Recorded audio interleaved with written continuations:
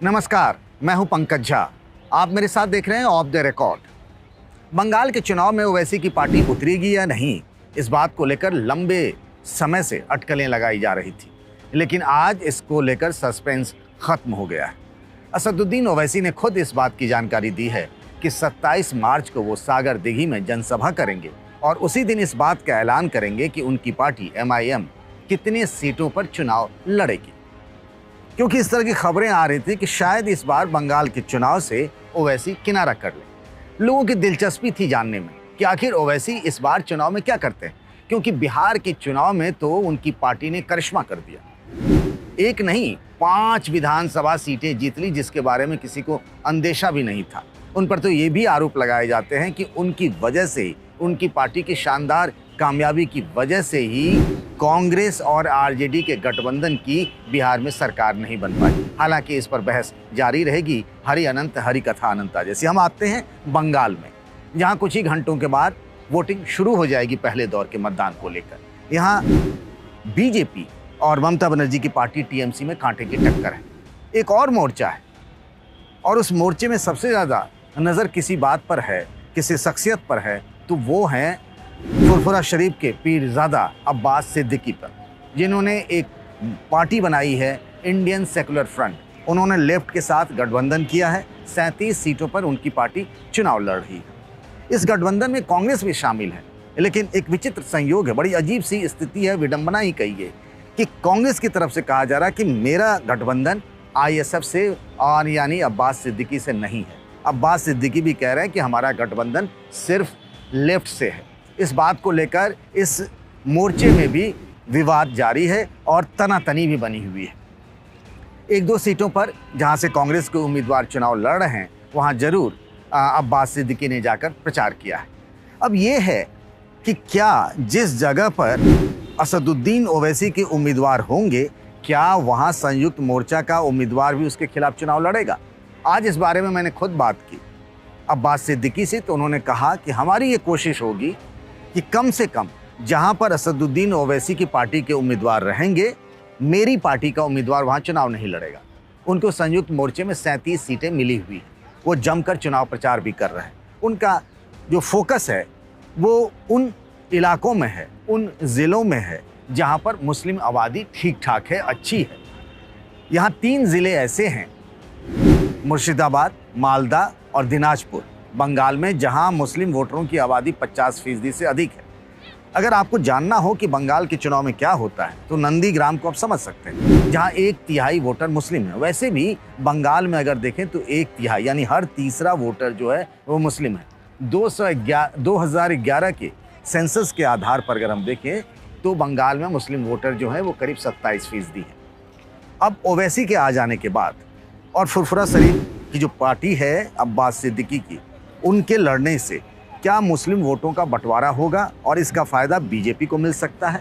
इस तरह की अटकलें लगाई जा रही हैं। लेकिन अब्बास सिद्दीकी ऐसा नहीं मानते, लेफ्ट फ्रंट ऐसा नहीं मानता है।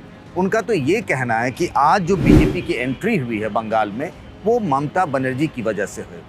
ममता बनर्जी ने जिस तरीके से कुछ ऐसे स्कीमें बनाई, कुछ ऐसे काम किए, जिसकी वजह से यहाँ पोलराइजेशन हुआ, यानी सांप्रदायिक ध्रुवीकरण हुआ, जिसमें ये था कि दुर्गा पूजा और मुहर्रम दोनों एक साथ हो रहा था। तो उन्होंने दुर्गा पूजा के पंडाल में जो पूजा है उस पर रोक लगाने की बात की कि उसका जुलूस निकलेगा तो मुहर्रम के जुलूस से क्लैश होगा, तो फिर राइट्स हो सकते हैं। इसकी वजह से यहाँ हिंदू मुस्लिम के बीच में ध्रुवीकरण हुआ। इससे पहले कभी बंगाल में कांग्रेस और लेफ्ट की सरकारों में ऐसा नहीं हुआ था। फिर इमामों को सैलरी देने की बात हुई, तो बार बार लेफ्ट फ्रंट और फुरफुरा शरीफ के जो अब्बास सिद्दीकी हैं, उनकी तरफ से कहा जाता रहा है कि आज BJP ताकतवर हुई है बंगाल में, तो किसकी वजह से? वो ममता बनर्जी की। अब रही बात ये कि 30% मुसलमानों में अगर वोटों का बंटवारा होता है तो सीधे सीधे उसका फ़ायदा BJP को ही मिलेगा। BJP में अमित शाह कह रहे हैं कि 200+ मेरा टारगेट है, लक्ष्य है। तो अब जब असदुद्दीन ओवैसी की पार्टी चुनाव लड़ेगी,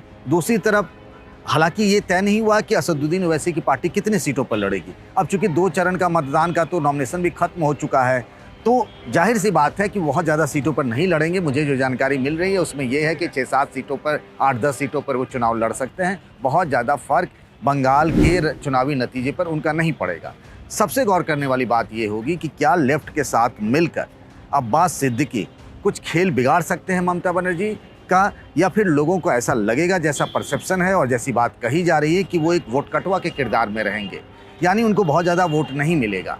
इस हिसाब से अगर देखें तो ये डायरेक्ट कॉन्टेस्ट हो सकता है ममता बनर्जी और बीजेपी के बीच में, क्योंकि अगर अब्बास सिद्दीकी को मुसलमानों का वोट नहीं मिला, लेफ्ट को वोट नहीं मिला, तो वोटों का बंटवारा फिर नहीं हो पाएगा। तो ये एक तरीके से ममता के लिए राहत होगी। लेकिन जैसा उनका दावा है अब्बास सिद्दीकी का, वो तो ये भी कह रहे हैं कि आगे जब बंगाल का चुनाव खत्म हो जाएगा तो यूपी में भी विधानसभा का चुनाव वो लड़ सकते हैं। इसके लिए उनकी बातचीत भी जारी हो सकता है, वो किसी के साथ गठबंधन भी कर लें। तो एक तरीके से मैं समझता हूँ अब्बास सिद्दीकी जो हैं वो बंगाल के असदुद्दीन ओवैसी के रोल में आ गए। उन्होंने लेफ्ट के साथ मिल करके अपने लिए एक नया पॉलिटिकल स्पेस बनाया है। पर क्या इस पॉलिटिकल स्पेस की वजह से ममता का खेल बिगड़ेगा या फिर बीजेपी का खेल बनेगा, ये कहना मुश्किल है। इसका फैसला तो 2 तारीख को होगा। लेकिन हाँ, ये सस्पेंस खत्म हो गया कि असदुद्दीन ओवैसी लड़ेंगे या नहीं लड़ेंगे। तो अब ये तय है कि वो लड़ेंगे। वो लड़ेंगे तो उनके साथ अब्बास सिद्दीकी उनके खिलाफ चुनावी मैदान में उनकी पार्टी का उम्मीदवार नहीं होगा। आपको बता दूं कि जनवरी के महीने में असदुद्दीन ओवैसी गए थे फुरफुरा शरीफ। उन्होंने अब्बास सिद्दीकी से मुलाकात की थी और तब ये लग रहा था कि दोनों मिलकर शायद कोई मोर्चा बनाएंगे। लेकिन एक तरीके से उन्होंने लेफ्ट के साथ तालमेल कर लिया। वैसे भी कांग्रेस के साथ ओवैसी के अच्छे संबंध नहीं, उनके साथ चुनावी गठबंधन पार्टी नहीं कर सकती। बिहार में असदुद्दीन ओवैसी ने बीएसपी के साथ चुनावी तालमेल किया था। तो ऐसा लग रहा था कि शायद अब्बास सिद्दीकी ने डंप कर दिया क्या ओवैसी को। अब्बास कहते हैं नहीं, मैंने ऐसा नहीं किया। उनकी पार्टी के जो लोकल नेता हैं उनकी राय साफ नहीं थी, उनका रुख साफ नहीं था, इस वजह से कोई समझौता नहीं हो पाया। अब ओवैसी की पार्टी के लोग भी चुनाव लड़ेंगे और अब्बास सिद्दीकी के लोग पहले से ही चुनावी मैदान में हैं। तो बड़ा दिलचस्प हो गया है मुस्लिम